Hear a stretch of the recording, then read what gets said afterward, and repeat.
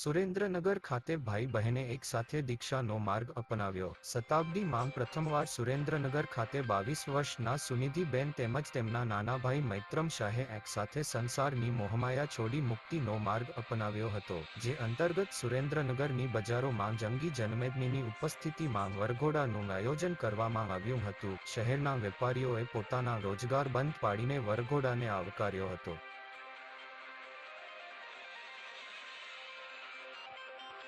પણ ઘણા બધા એવું પૂછે છે કે દીક્ષા કેમ જલ્દી લેવી જોઈએ, તમે આટલી નાની એજમાં કેમ દીક્ષા લો છો? એટલે ઘણા બધા એવું પૂછે છે, વાય સો અર્લી?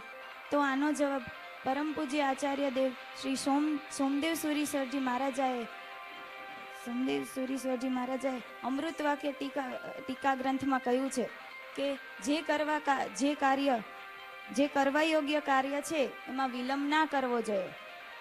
આપણને સર્પ અત્યારે કરડ્યો હોય તો દવા કરવાનું કાર્ય પછી રાખીએ તો, આગ અત્યારે લાગી હોય અને પાણી નાખવાનું કામ પછી રાખીએ તો, એક્સિડન્ટ અત્યારે થયો હોય અને હોસ્પિટલ જવાનું કામ પછી કરીએ તો આટલો અમૂલ્ય મનુષ્યભવ મળ્યા પછી અને આટલું પરમ ઉપકારી એવા દેવગુરુ મળ્યા પછી સંયમ જીવનને જ પ્રાયોરિટી આપવી પડે.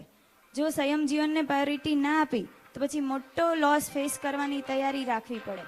Because delay is dangerous. હા કર નહીં, આ લાઈફ તો ખાલી પ્રભુ વીરની જ લાઈફ છે, એટલે આ લાઈફ ચૂઝ કરી છે મેં. કારણ કે મારી જેવો શોખીન આદમી જો આ લાઈફ ચૂઝ કરી શકે તો એની પાછળ કાંઈક તો રીઝન હશે ને.